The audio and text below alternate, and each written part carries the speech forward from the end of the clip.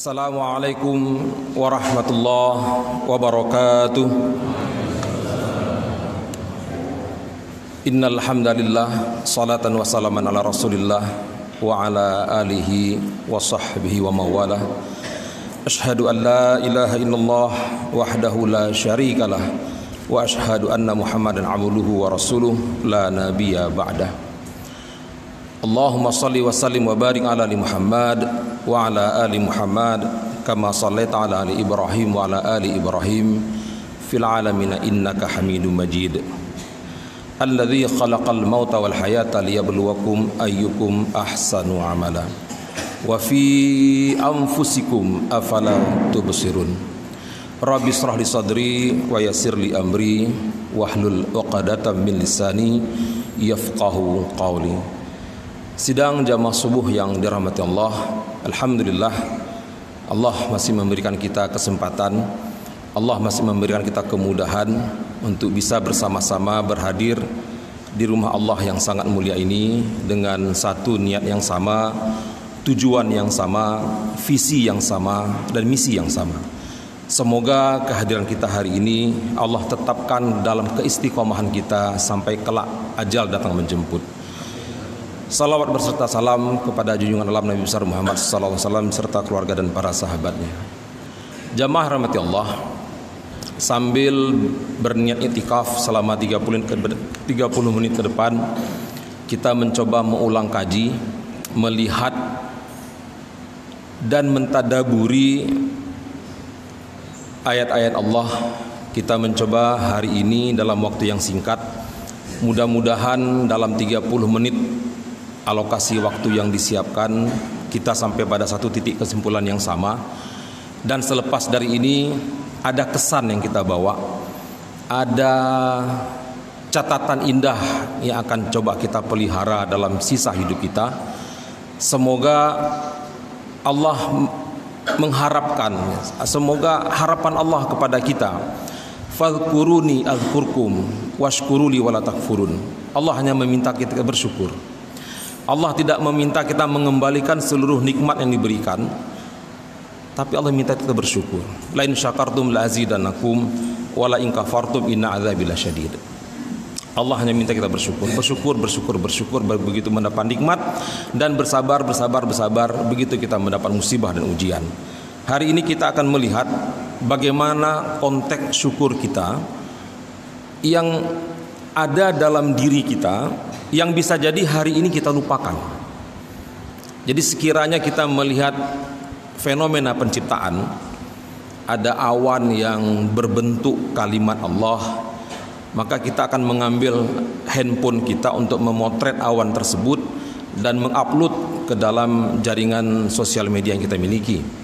Dan kita akan mengatakan, Masya Allah, ada awan yang berbentuk kalimat Allah, like amin, masuk surga, gitu ya. Kita akan melihat bagaimana orang berbondong-bondong, tidak perlu sholat ya, tidak perlu zakat, tidak perlu puasa, cukup like amin saja di Facebook itu langsung masuk surga. Atau musibah tsunami 2004 yang ada potret bagaimana gelombang air membentuk kalimat Allah, rame-rame juga orang berdecak kagum. Padahal sejatinya itu nggak ada apa-apanya, jamaah rahmati Allah. Arti tidak ada apa-apanya kecil sekali itu. Hal yang sangat remeh-temeh sebetulnya, mudah saja bagi Allah. Akan tetapi ada sebuah proses penciptaan yang hari ini Allah meminta kita itu untuk bercermin, melihat, untuk menyuluh diri kita sendiri. Wa fi anfusikum afala tubsirun. Ini Allah tegaskan dalam Al-Quran surah ke-51 ayat ke-21. Surah Az-Zariyat ayat 21. Kalau di ayat lain ya, dalam surah An-Nahl ayat 18, ini lebih tegas lagi pernyataan Allah. Wa in ta'udu ni'matallahi la tuhsuha. Allah sudah memperingatkan kita, memberi warning kepada kita, kalau kamu ingin menghitung nikmatku, enggak sanggup. Allah tidak meminta kita mengembalikan nikmatnya. Allah tidak meminta kita untuk menghitung nikmatnya, tapi Allah meminta kita untuk mensyukuri nikmatnya. Ini yang hari ini kita lalai. Ini yang hari ini kita abai. Abainya kita, lalainya kita, itu Allah tegur. Allah tegur dengan banyak cara. Baik, kita akan mencoba melihat firman Allah, wa fi anfusikum afala tubsirun. Dalam dirimu tidakkah kau perhatikan? Dalam tubuh kita. Kalau ayat ini kita tadaburi, kita buka, kita kupas tuntas dari A sampai Z, kalau dituangkan dalam bentuk buku, itu hadir berjilid-jilid gitu. Kalau dikupas dalam suasana seperti ini, sampai subuh besok pun tidak tuntas, tidak selesai. Karena kita akan memotret dan melihat bagaimana tubuh kita Allah suruh lihat. Sekarang kita ambil saja organ yang paling kuat. Jadi tubuh ini ada organ terkuat, organ paling tidak ada letihnya, nggak ada capeknya, organ yang tidak ada ujung dan pangkalnya, bagian tubuh yang tidak ada ujung dan pangkalnya, bagian yang merekam jejak kehidupan komplit. Nah, kita kerucutkan, semoga tidak terlalu panjang pembahasan kita. Kita akan coba masuk ke dalam sebuah fenomena hidup di mana awal mula kehidupan itu terbentuk. Kalau dalam firman yang lain, dalam ayat yang lain, Allah menyampaikan, alastu bi rabbikum, apakah aku ini Tuhanmu? Maka semua kita akan menjawab, qalu bala syahidna, ya kami bersaksi engkau Tuhan kami. Begitu kita mengatakan qalu bala syahidna, disitulah awal mula pertama sekali terbentuknya proses kehidupan yang baru, ditiupnya ruh dalam kandungan ibu saat kandungan ibu berusia 120 hari atau 4 bulan. Maka proses aborsi pada kehamilan 4 bulan sudah dihitung tindak pidana pembunuhan, walaupun janin belum terbentuk sempurna. Kitab Undang-Undang Hukum Pidana sudah mengatur itu. Aborsi di bawah 4 bulan belum ditindak secara hukum karena belum bernyawa, walaupun dia baru masih segumpal daging, tapi calon kehidupan baru sudah terbentuk. Inilah yang membuat proses hukuman mati. Kalau di negara kita hukuman mati itu ditembak, itu yang disasar adalah jantung. Jadi terpidana mati dipakaikan jubah putih, dan diletakkan stiker berwarna merah di dada kirinya sebagai sasaran tembak. Dan begitu peluru dilesatkan, hanya butuh waktu 7 menit bagi kita untuk merenggang nyawa. Jadi proses kematian begitu jantung ditembus oleh anak peluru butuh waktu 7 menit. Namun hukuman mati dalam Islam dengan metode pancung ternyata lebih sopan, lebih ramah, lebih santun. Hanya butuh waktu 3 detik begitu kepala terlepas dari badan. Jadi sang terpidana mati tidak merasakan sakit. Tapi kalau ditembak dia merasakan proses kematian itu berjalan bertahap. Ini yang membuat kenapa Islam ini hukumnya begitu sempurna. Kalau digantung butuh waktu 20 menit karena ada proses penghentian nafas. Dan di kemaluan kita akan mengeluarkan cairan yang bernama sperma.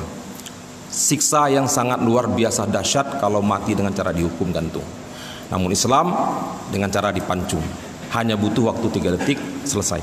Baik, jamaah rahmati Allah. Kita lihat tentang jantung. Kita akan berhenti di sini.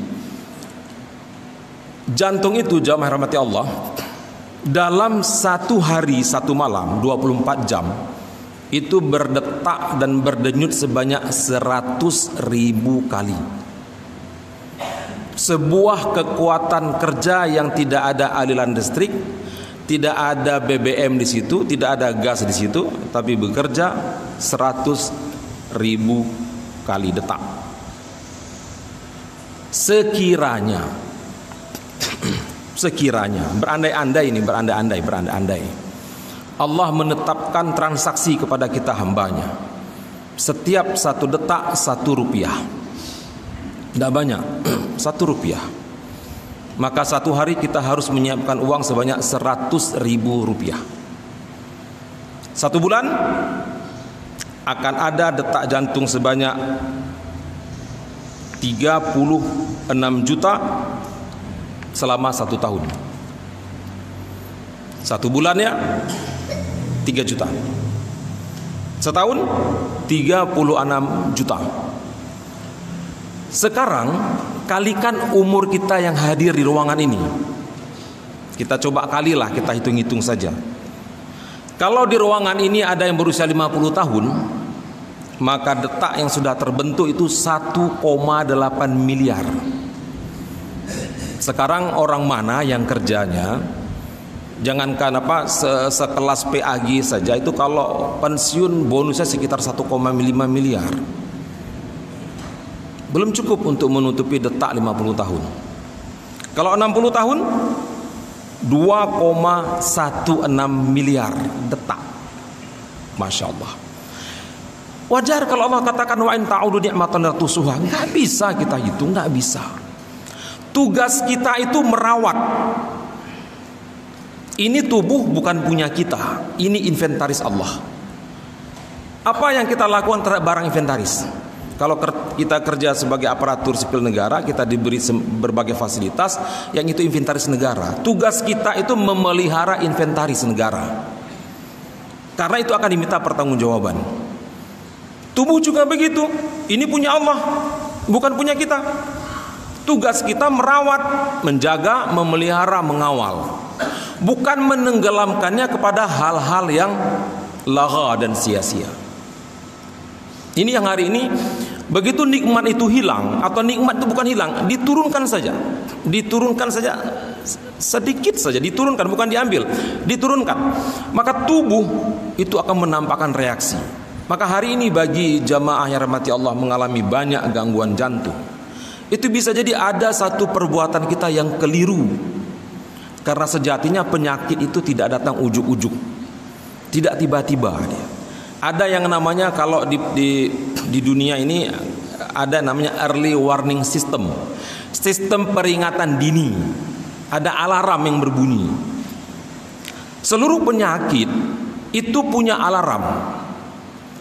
Ada peringatan yang kita abaikan. Ada tanda-tanda yang kita cuek. Nah, begitu dia tidak mendapat perhatian serius, maka dia naik ke level berikutnya. Berubahlah tanda-tanda tadi menjadi sebuah peringatan yang lebih kuat, yaitu dalam bentuk penyakit. Dan seringkali tindakan kita sudah terlambat. Seringkali tindakan kita di situ sudah selesai. Karena Islam ini adalah bukan agama pengobatan, jamaah rahmat Allah. Dalam banyak kesempatan saya sampaikan bahwa Islam ini agama preventif, agama pencegahan, bukan agama kuratif, pengobatan, bukan. Seluruh ayat, seluruh hadis itu semua berisi pencegahan. Inna salata tanha anil fasya'i wal munkar, bahwa sesungguhnya salat mencegah perbuatan keji dan mungkar, bukan mengobati, mencegah. Bahwa sedekah itu akan menolak bala, bahwa silaturahim itu akan mempermudah rezeki, bahwa berbuat baik itu akan mendatangkan kebaikan berikutnya. Ini yang membuat kenapa kita seringkali terlambat. Itulah tagline, lebih baik mencegah daripada mengobati. Dan kalau sudah kena yang namanya penyakit jantung, selesai. Separuh nikmat hidup hilang. 50% nikmat hidup itu selesai. Apapun tidak bisa lagi kita buat. Untuk berenang saja tidak sanggup. Ya. Ini bagaimana pompa raksasa ini yang bekerja tidak kenal lelah. Dalam sehari semalam, jamaah rahmati Allah, jantung kita itu memompa sekitar 2000 galon darah. Itu mekanisme kerja jantung. Kalau 1 galon itu setara 3,7 liter, maka 2000 galon itu setara dengan 7400 liter darah yang dipompa. Jumlah darah dalam tubuh kita tuh sebanyak 5 liter. Jantung terdiri 2 bilik dan 2 serambi. Maka prosesnya berjalan non-stop. Inilah disebut dengan organ otonom. Ada 4 organ dalam tubuh kita bekerja tanpa perintah otak.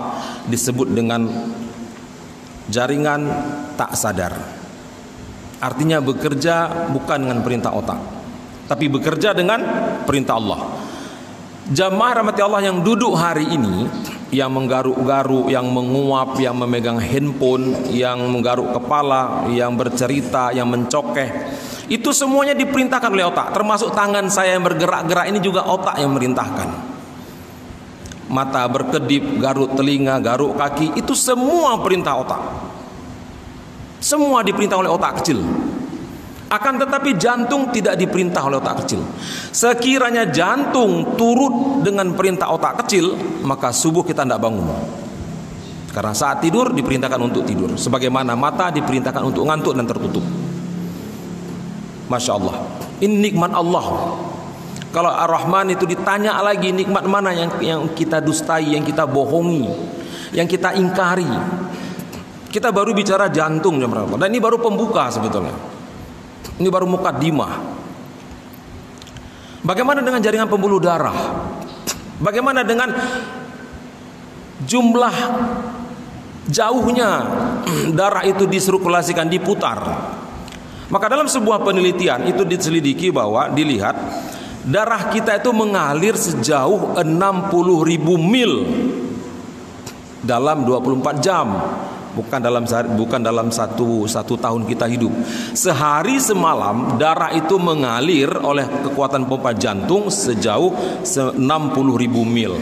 Kalau 1 mil, ya itu setara dengan 1,6 kilo, maka ada sekitar 96.000 kilometer. Masya Allah, 96.000 kilometer itu darah kita dipompa setiap hari, setiap saat, tanpa kita perintah, tanpa kita mau. Tapi Allah yang mengatur semua itu. 96.000 ini itu setara dengan jarak 15 kali bolak-balik Mekah Aceh. Jadi Aceh Mekah itu jaraknya 6.394 kilometer. Jadi kalau Bapak Ibu pernah umroh sampai 15 kali dalam seumur hidupnya, berarti baru menuntaskan 1 hari perjalanan darah yang dipompa oleh jantung kita. Masya Allah. Kita kehabisan kalimat, jamaah rahmati Allah, kita kehabisan kata-kata untuk sekiranya kita bersyukur saja untuk jantung ini. Masya Allah. Kita tidak akan sempat berpikir yang macam-macam. Kita tidak akan sempat melihat sesuatu yang di luar kemampuan kita. Untuk jantung saja kita kehabisan kalimat. Itu baru untuk jantung. Dan menariknya, jantung laki-laki itu jauh lebih berat daripada jantung perempuan. Jadi ukuran jantung kita itu bentuknya sekepalan tangan. Laki-laki itu beratnya itu sekitar 10 gram. 10 gram, astagfirullah. 800 gram, 8 on. Jadi berat jantung laki-laki itu 8 on. Maaf, saya koreksi. Berat jantung laki-laki itu 10 on. Perempuan yang 8 on. Perempuan 800 gram. Laki-laki itu 10 on, 1 kilo. Itu kabar baiknya. Jantung laki-laki lebih besar daripada jantung perempuan. Laki-laki 1 kilo, perempuan 8 on. Kabar buruknya ini harus fair ya. Setiap ada berita baik harus ada berita buruk. Berita buruknya, kabar tidak enaknya, laki-laki lebih cepat rentan terkena serangan darah tinggi dan stroke ketimbang perempuan.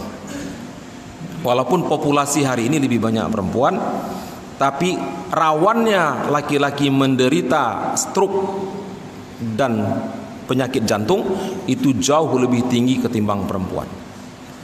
Kenapa? Nanti kita bahas dalam pertemuan berikutnya. Ini yang membuat kita tuh harusnya tersadar, jamaah Allah. Sayangi jantung, save the heart. Sayangi jantung kita, selamatkan dia. Karena kalau sudah ngulah, kalau sudah menunjukkan atau membuat sebuah peringatan, maka sejatinya kita sudah kehilangan separuh hidup kita. Ini bisa Pernyataan ini bisa kita konfirmasikan kepada saudara kerabat yang sudah mengalami pemasangan kateter jantung, bypass jantung, operasi jantung, operasi katup jantung, hipertensi. Kita bisa berkomunikasi bagaimana susahnya. Dan kita tanya riwayat 30 tahun ke belakang, apa perbuatan yang dilakukan sehingga buat seperti ini. Ini tema ini bukan nakut-nakutin jamaah rahmati Allah, bukan mengancam, bukan berita bohong, bukan kabar buruk, bukan. Lebih kepada muhasabah. Kita melihat bagaimana Allah menitipkan organ yang Masya Allah, yang tidak ada bandingannya. Tidak ada toko spare part jantung, tidak ada. Gak ada orang menyiapkan suku cadang jantung, tidak ada. Itulah kenapa di hadis Rasulullah mengatakan di tubuhnya ada segumpal daging. Kalau daging itu baik, baik dia. Daging itu rusak, rusak dia. Wahya qalb, dialah qalbun. Qalbun itu sesuatu yang berdetak. Berdetak itu jantung. Kita menafsirkan hari ini dengan hati. Kalau hati itu liver, tapi bahasa hakikatnya adalah hati. Tapi bahasa dari qalbun itu yang berdetak adalah jantung. Kalau jantung ini bermasalah, selesailah. Seperti bermasalah sejantung hati kita di rumah. Kalau anak kita bermasalah, maka susahlah urusan kita. Dan jantung itu, jamaah rahmati Allah, berhubungan erat yang dengan namanya udara. Itulah kenapa operasi transplantasi jantung, cangkok jantung, itu merupakan operasi terlama, paling mahal, paling sulit, dan paling rumit. Durasi operasi itu bisa memakan sampai 12 sampai 14 jam.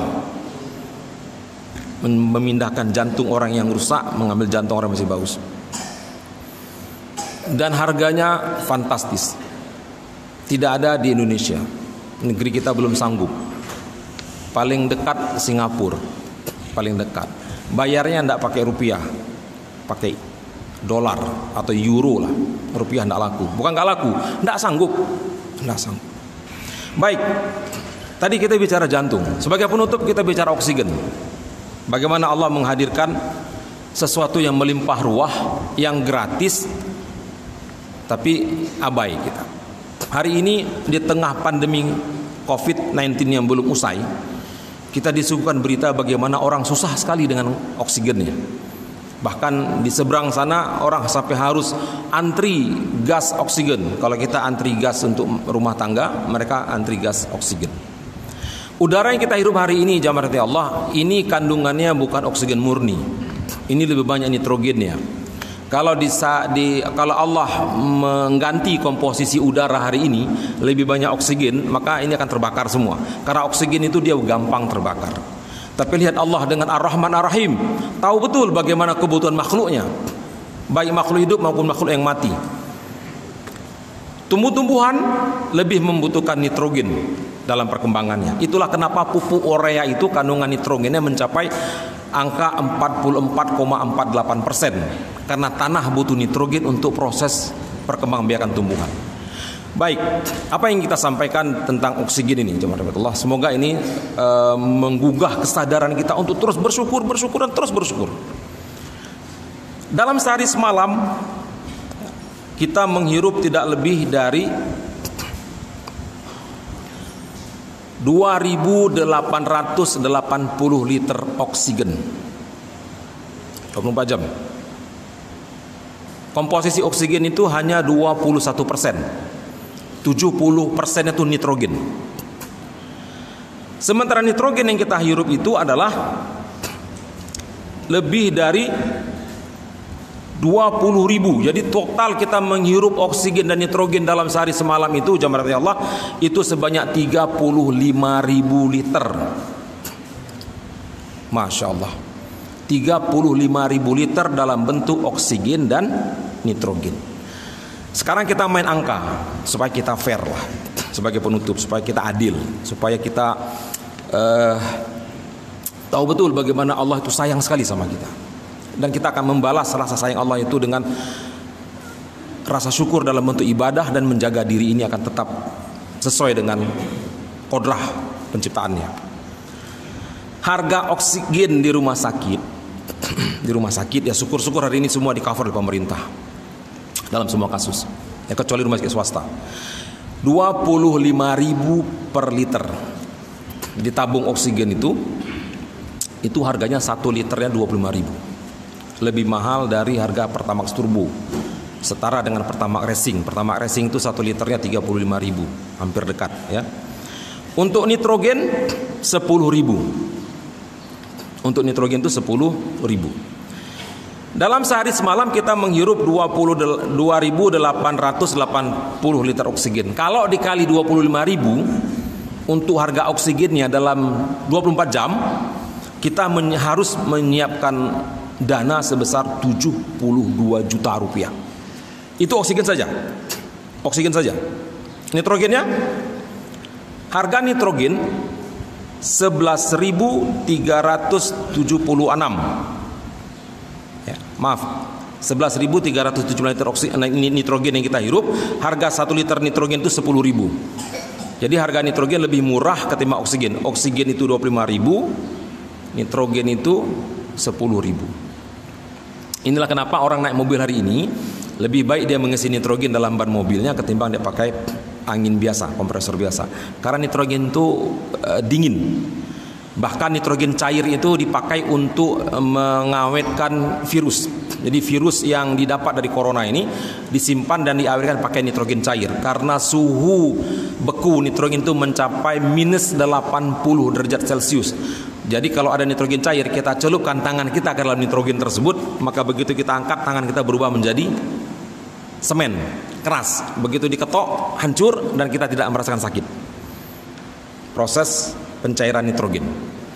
Nah, akumulasinya dari 11.376 liter nitrogen yang kita hirup dalam 24 jam dikali 10.000, maka total kita harus menyiapkan uang itu untuk nitrogennya 113.760.000. Total ditambah dengan oksigen tadi, dalam sehari semalam kita harus menyiapkan uang sebanyak 185.760.000 rupiah. Bahkan gaji seorang presiden pun tidak sampai segini. Gaji presiden tuh sebulan sekitar 120 juta. Apalagi kita yang bukan presiden. 185.760.000. Dalam sebulan kita akan mendapatkan angka 5,5 miliar. Sekarang saya ingin menantang jamaah rahmati Allah, coba tahan nafasnya itu 1 menit. 1 menit aja. Berhenti berapa 1 menit? Gak sanggup. Gak sanggup kita akan sesak. Kemampuan orang menahan nafas itu hanya pada angka 15 sampai 20 detik. Karena orang bisa hidup tanpa makan itu sampai 1 bulan. Orang hidup tanpa air hanya bertahan 1 minggu, 7 hari. Namun orang hanya bisa bertahan hidup tanpa oksigen 3 menit. 180 detik. Orang tidak bisa hidup tanpa oksigen. Itulah kenapa hukuman mati dengan digantung itu sangat tersiksa. Karena putusnya oksigen dan patahnya tulang leher bagian atas. Selesai. Siksa yang sangat luar biasa dengan cara digantung. Kalau 1 tahun kita harus menyiapkan uang sebanyak 66 miliar. Untuk oksigen yang kita hirup ini setahun itu harus ada uang 66 miliar. Saya mau nantang sekarang, mau buka. Siapa yang hari ini punya aset 1 tahun itu 66 miliar, omset 66 miliar? Tidak ada, Pak. Tidak ada. Sekarang kalikan berapa umur kita? 66 miliar kalikan umur kita 50 tahun hari ini. Hampir mencapai 0,5 triliun, Pak.